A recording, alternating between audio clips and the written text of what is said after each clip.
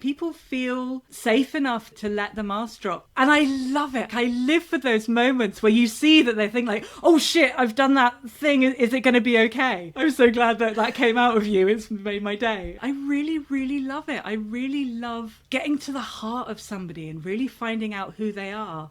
Because 9 times out of 10, the stuff that you're like pushing down and trying to hide and gloss over, that's the stuff that makes you radiant. It's the stuff that makes you most interesting. It's the stuff that makes you shine. And I want to see that in everybody, you know? I hate that we live in this world that makes us feel like we have to squash down our individuality and our personalities and become these slickety perfect versions of ourselves. We're wired for connection, but most of us are faking it to fit in. I'm Tonya Kubo, and this is Find Your Freaks, the podcast that flips the script and spotlights the quirks you thought you had to keep quiet. Subscribe now and head to findyourfreaks.com for show notes and extras. Because around here, what makes you weird makes you wonderful. Normal was never the point. we love to talk about community, how to build it, grow it, sustain it. But today, we are talking about what it feels to be an outsider and how powerful it can be to create spaces where being different is not just allowed, it is celebrated. And I can't think of a better person to have a conversation about celebrating your own differences in addition to the differences of others than our very own Eli Trier. Eli is an artist, a writer, a podcaster, and my favorite term that she has ever used for herself is dopamine dealer. And she loves working with weirdos and misfits, and what I would say is her work is a virtual love letter to all of us. And so, Eli, I'm just going to let you kick it off by telling us who are your freaks and what do you love about them? Oh, first of all, what an incredible introduction. And thank you so much for having me. It's an utter delight to be here. I've been looking forward to this conversation very much. So thank you. And my freaks are generally literal freaks, as in people who are outside of the mainstream. And I don't really differentiate beyond that because I find it's quite a good sort of self-filtration system. People either feel like they're a freak or they don't. For my purposes, I mean, I come at it from my own sort of freakery, which is, as a neurodivergent person, I'm AuDHD, which is autism and ADHD smooshed together. I'm a queer woman. I'm an expat living in a foreign country. I am just generally out of step with the world. And I find that I speak most clearly and most resonantly when I'm speaking to other people who may have different sort of identifiers, but have that same feeling of being out of step with the world. Yeah, well, and you know, I'm thinking back to when we first met and you were a communities expert, which is how we got connected. Yep. But what I loved is you specialized in communities for introverts, because of course people used to tell me all the time, oh, you're my hired extrovert. And I would laugh because I'm like, I am so not extroverted. If I was extroverted, I would do in-person events, not virtual events. Exactly. But that was another piece where I remember being inside your community and so many people feeling that there was no other community for them because everything else was built around the extroverted nature. And you made it safe to be an introvert who still wanted to build a space of people. Yeah, absolutely. There's a common misconception that if you're introverted, that's somehow synonymous with antisocial. And I think the clearest definition that I've come across is that extroverts get their juice, get their power from being with other people, and introverts get their juice from being by themselves. So a lot of us love being, out there with people. We love talking to people. We love that feeling of connection. But because it costs us, it has to be worth it. It has to be more valuable. Right. Well, I love what you said. It has to be worth it, which is why I think a lot of introverts suffer with small talk.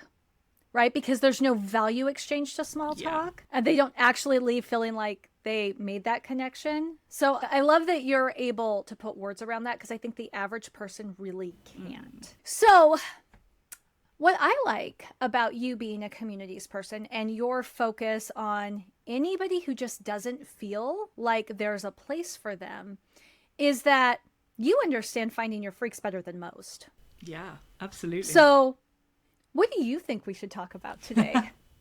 Well, something that I have been really excited by lately is this idea of being a beacon for people, of being, I think there's a Lady Gaga quote. I was looking it up just before we started to talk and I couldn't find the exact quote, but there's something that she says where it's like, I had to show that I was the freakiest freak so people would know that it was safe to be a freak around me.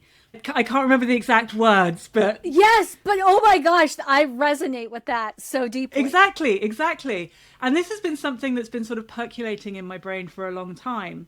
And it wasn't until very, very recently, in fact, it was just last month, as we're talking now, where that thinking has kind of culminated in a big sort of fuck it moment, really, if you don't mind the swearing. Yeah.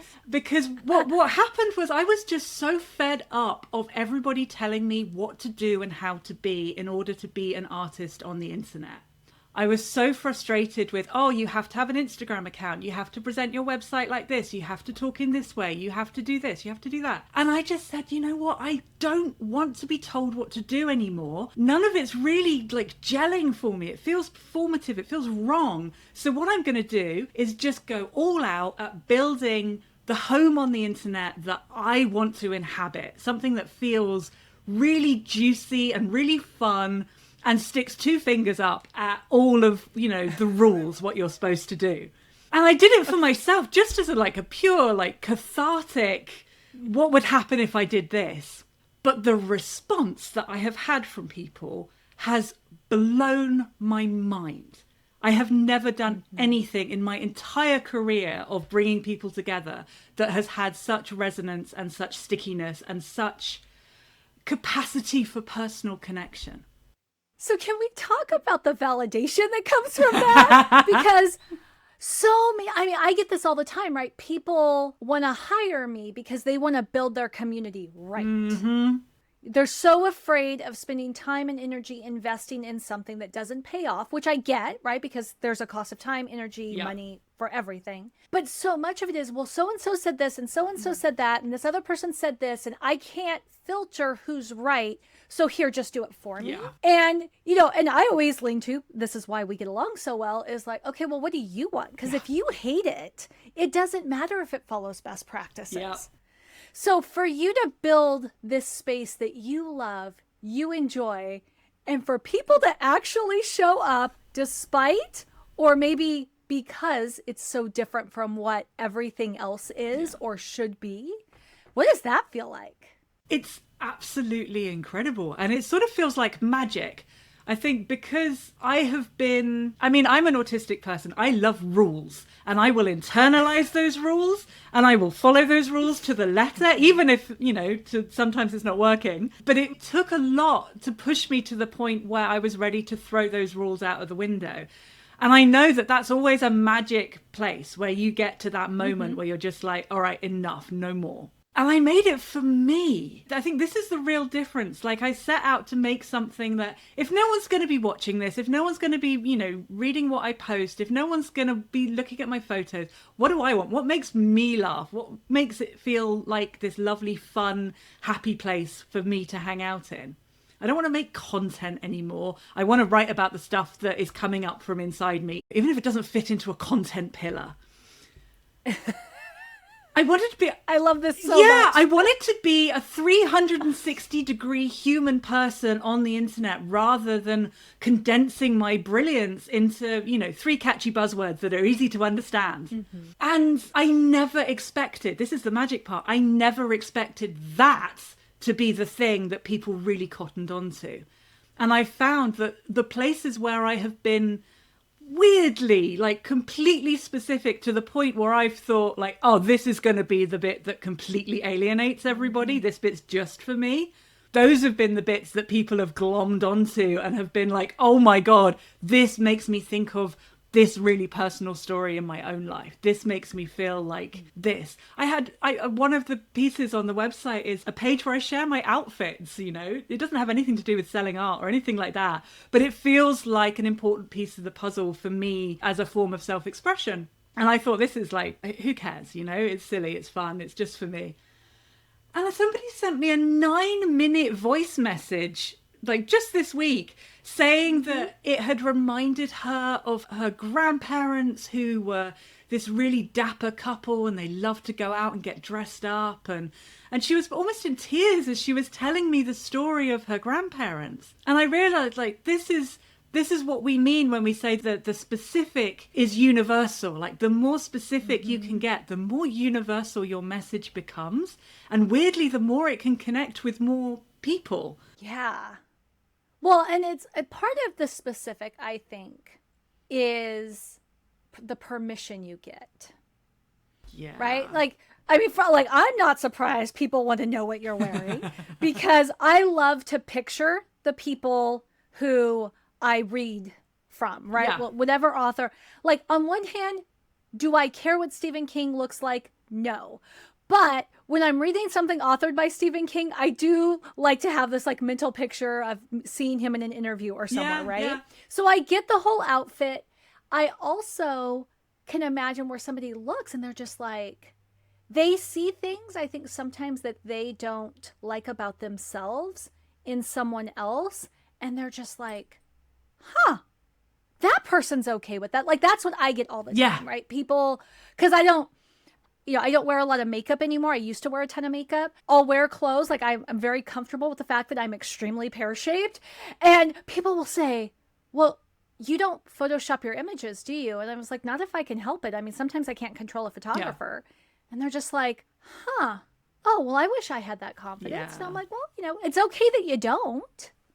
Right? And so I can see how you showing up as yourself, whether somebody completely identifies with that representation or not, still makes it feel very safe for them to be themselves. Exactly. And we're back to the freakiest freak thing, that right. If you can show up in the complete you-ness of you, in all the you-ness, then you give other people permission to show up fully as them. And I think that's really magical when people feel that, like, oh, if they're okay to be them, then I can be okay to be me. And that's really what all of my work is all about. Yeah. So I'm going to ask this question. Has there ever been somebody in all the years that's just been way too freaky? And you're just like, wow, I have found my limit. Oh, that's fascinating. That's a really interesting question. I don't know that there has. I'm just fascinated by people of all stripes. Like, I always say to people, like, whatever you've got, just bring it. Like, it's fascinating. I might not want to be best friends with you, but I think you're fascinating and I want to hear your stories, Yeah, well, I agree. Like, I find people to be fascinating in general, and I find the interaction of people to be fascinating. One of the things that I find most interesting in talking to people about what they view as their weirdness and their freakiness is so often what people think makes them really extremely strange. Mm-hmm. Like, doesn't even register on my strange-o-meter. Yes. So and I'm like, there's times, and I remember one time sitting with somebody and they were like, did I shock you? And I'm like, no, I'm just waiting for the shocking part. Is there more? And they just kind of looked at me and were like, that wasn't shocking enough. I'm like, oh, that was it? Oh, okay. It's so true. It's so true. And I think if you're open to people, like, if you're open to people and you keep this, like, I don't want to say non-judgmental, because I think we are all judgmental to a certain degree, but certainly just a willingness to accept whatever comes at you, then there is very little that can actually shock you. Yeah, and on that top, so you said accept. Do you see a difference between acceptance and tolerance? I think so, but I think it's semantics, really. I mean, tolerance means putting up with something, to me, and acceptance means just allowing it to be. That's the sort of distinction. Yeah, no, I agree totally. I feel like tolerance, it oftentimes presents as da-da-da-da-da, but. Yeah. And acceptance is just a declarative statement. Yeah, it just is. This is my friend and they are, right? Yeah. And there's no buts about it. There's no ands. There's no in spite ofs. It just is. It just is. Exactly. So talk to me about what community is looking like for you now that you've kind of come out and you're loud and proud in who you are and all the pieces of who you are. You're not trying to box yourself in. Who's in your circle? Some of the most interesting people I've ever had the pleasure of being connected to. It's amazing, like when you do that, when you step up and say, look, this is me, warts and all, 360 degrees, you get the people who really click with you coming out of the woodwork. I think because people are responding to who you actually are rather than who your avatar is or who it is that you would like them to think you are. And I think it makes the depth of relationships so much more compelling. And I think it's worth stating at this point, like, my community is, we're not talking about a group or a membership or anything like that. I'm not on social media anymore. I don't do Instagram. I don't do Facebook. I'm a little bit on Substack, but very sporadically, and I'm not really interested. And a little bit on YouTube, same kind of thing. My community really sort of is congregated around the people I know, and most of them are on my mailing list, where I send love letters, really, to weirdos. But it really is about one-to-one communications with me. Like, my happy place is being one-to-one with people. I'm fine in a group if I can be the leader, but otherwise it's just not a place that I shine. And I think that one of the things that I do when I'm sending out emails, I suppose you could call them their newsletters, but what I do is I make a point of addressing them to the group, to the community, which again is completely anti-email best practice. But one of the reasons I do that is because I want people to know that they're shoulder to shoulder with all of these other freaks and weirdos who are also connected to me. And that you're reading this, you're in a group, like it might be just you reading an email in your inbox. Also, it's incredibly disingenuous to pretend that it's just going out to one person, but that's a very autistic thing of mine. But I love the idea that you're reading this and you're feeling alone. You're feeling like, I don't know, maybe you've had a bad week or someone's called you a freak or something's happened, like what's happening in the US at the moment, where you feel like you don't know anyone in your actual real life community who has your back.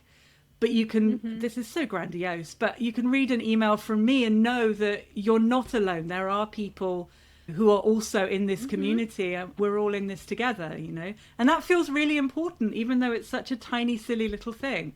Yeah, well, so because I'm on your email list, I would say what I've always appreciated, because they've always, all the years, they've always felt like love letters to me. They've always felt like, oh my gosh, like Ellie sits down and she cares. This isn't, oh, must write Sunday email, check. Oh gosh, it's 6 a.m. What am I going to write today? Oh, I better get something out. It has always felt very personal, very intentional. But what I've noticed recently, there's a feeling of safety. I feel like I am safe with Ellie. I am safe in this community. And it doesn't matter like who I am or what I am. You know, I told you before we started recording that my daughter, who's 15 and also autistic with ADHD and has a hard time with social structures, loves cats more than people. We go to your website, and we go to your website on bad days. She has a rough day, and I was just like, do we need to go to Zuzu's House of Cats?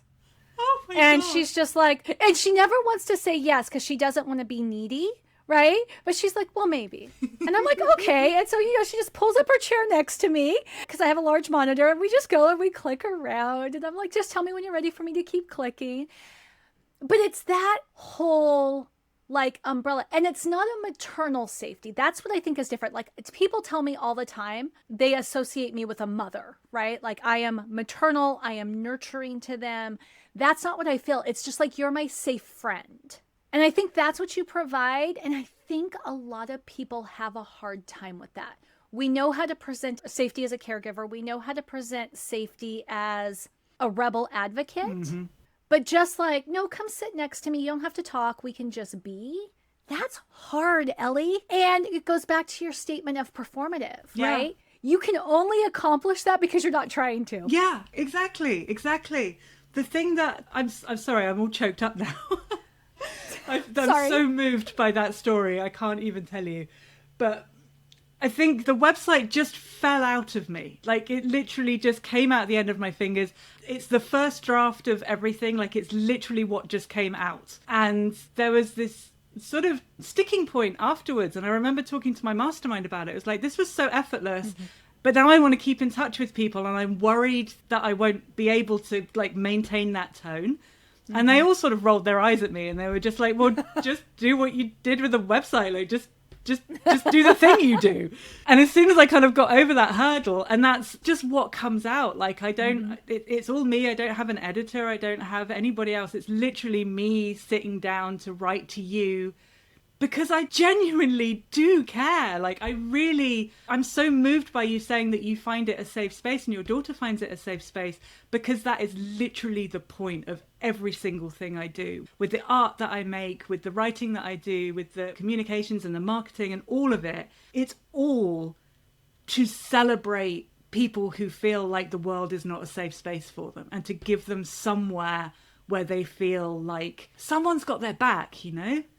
Because it's so hard to go through life feeling like it's a hostile place.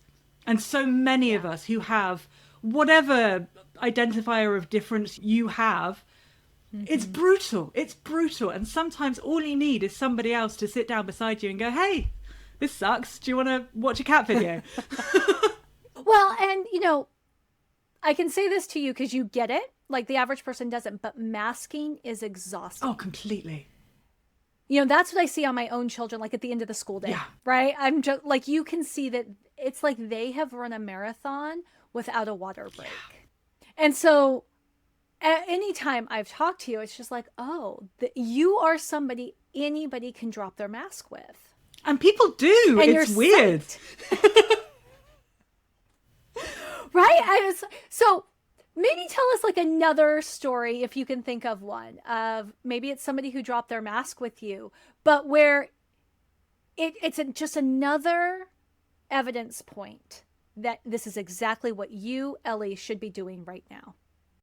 The first thing that comes into my mind is that I've been recording the second season of my podcast, which is Zuzu's House of Cats Presents. And so often I will do this interview and they're wonderful. We go in all sorts of different places. Ostensibly, it's about the creative process, but it's never actually about that. It's always about something completely different and wildly interesting. And nearly always afterwards, I get an email from the guest saying, I don't think I really meant to go that deep. Like, I didn't mean to say that. Or very, very rarely they'll ask me to edit something out because they feel like they've gone a bit too far. But nearly always it's like, oh, I don't know how I ended up saying all of that. That wasn't what I intended. It just sort of came out. And I love that. It happens in my day-to-day life as well with friends and things. Like, people feel safe enough to let the mask drop. They'll be a bit sillier than they usually are, or they'll just be a bit funnier, or be a bit more risque, or a bit more inappropriate. And I love it. Like, I live for those moments where you see that they think like, oh shit, I've done that thing. Is it going to be okay? And they're just like, oh, great, brilliant. I'm so glad that came out of you. It's made my day. And it's just, I love it. I really, really love it. I really love getting to the heart of somebody and really finding out who they are. Because 9 times out of 10, the stuff that you're like pushing down and trying to hide and gloss over, that's the stuff that makes you radiant. It's the stuff that makes you most interesting. It's the stuff that makes you shine. And I want to see that in everybody, I hate that we live in this world that makes us feel like we have to squash down our individuality and our personalities and become these slickety perfect versions of ourselves. Yeah. Well, and, back to your earlier point about you don't really enjoy community unless you're the leader. I think it's because whether it's conscious or unconscious, it would probably be very painful for you to see somebody else in charge who doesn't honor the full presentation of who somebody is. Well, I didn't like to say that out loud, like no shade to other people, but yeah. It's okay. You don't have to say that out loud because I just said it for you. Thank you very much. See how it doesn't sound nearly as egocentric when I say it. It's true. It's true. I hate when people in positions of power, people in positions of influence, And I don't mean like, running countries and stuff like that, although that also applies. But I mean, we all have certain degrees of power and influence and things. Mm-hmm. And I really hate, it rubs me up the wrong way when people are out of integrity, when they talk down to people, when they feel like they're better than somebody. There's a lot of guff about follow accounts and that as an indicator of worth that has happened over the internet over the last 5 years. And it's something that I think most of us know is absolute tosh, but we still sort of buy into it to a certain degree. And I think that there's all sorts of like things that muddy the waters and get in the way of one human being standing in front of another human being and trying to have a connection. Yeah. So to the person listening, we're just about to wrap up, which is painful for me because I would have 3-hour-long podcasts if I were all with you. I don't know that anybody else would want to listen, but we would have fun. To the person listening, though, who's like, oh my God, first of all, I can imagine a lot of people are going, oh my gosh, I didn't know you could not do what everybody tells you have to do. And number two, wait, how do I do that? What would you advise them? Oh, I think it's a difficult one to give advice on because everybody's journey is going to be so incredibly unique. And that's kind of part of the thing. Me telling you how to be yourself is not, it has to come from you. But I think... Fair. Yeah, I think if I could say anything, it would be like, trust yourself, like cultivate self-trust and self-compassion and learn your own voice. Like pay attention to the things that bring you joy, the things that make you laugh, the things that make you feel like you're, all the way up against the edges of yourself and you're not chopping pieces off or trying to be more palatable.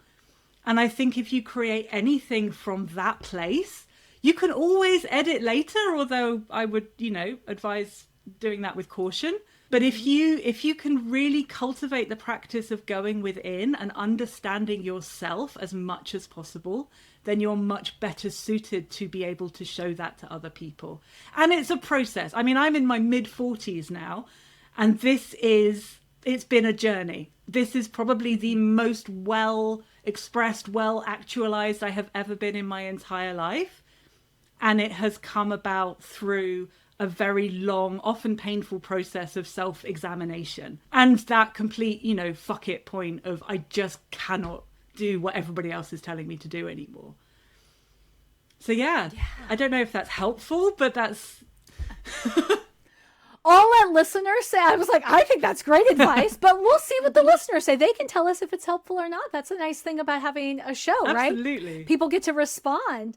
So we are going to put all your contact information in the show notes. We'll make sure that it's shared out when we share the episode. But would it be fair to say that email is probably your favorite form of communication? Absolutely. You can come to the website. You can come to Zuzu's House of Cats. And that's house, Haus, just to be really complicated, .com/keep in touch. And there, you can sign up for the email everywhere, but that'll give you a little update of what the emails actually are and why you might want to get them. Sign up. And then come and say hello, like introduce yourself, send me pictures of your cat. I love it when people do that. Oh, well, then you're going to get a lot of cat pictures because Yes. we just rescued a kitten. You are so going to get it. Oh, yes. Give it to me. So sweet. Okay, so now we're at the rapid fire segment. We call it Freak Flags Fly. It's 5 questions. Hit me. No wrong answers. Just answer best as you can. I love that. So finish this sentence. You are my kind of freak if... You feel like a total fucking weirdo most of the time in your life. Love it. What is something you love that your friends just don't get? Oh, God, so many things. I've got very eclectic tastes. Probably the film Team America, World Police. It's one of my absolute favourites. I think it's a cracking piece of satire. Okay, I'm going to look that up. What community would you infiltrate just to understand it better? Ooh, these are good questions. I'm not very good at the rapid fire thing, though. What community would I infiltrate? Ooh, I'd like to be in Lady Gaga's inner circle. I think she's got some very interesting ideas. Now, what tool, ritual, or practice helps you stay connected to your people? Email. Okay. And then this one could be a thinking one too. Who is someone doing freakishly good work who you think deserves a bigger stage? Ooh, Excellent question. Excellent question. There are so many people, but my mind has gone completely blank. You know what? I'm going to come back to you on that one. And we can put it in the show notes. You know, it's awesome. Yeah, we can just circle back to that at another time. That's the beauty of pre-recording. Nice.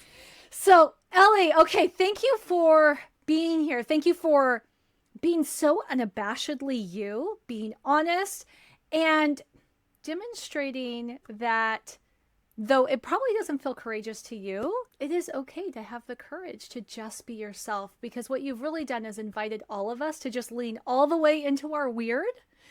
And so anybody listening, if you've ever felt like you're too much, you're not enough, I hope Ellie and this episode has reminded you that you're really not the odd one out. You're one of a kind.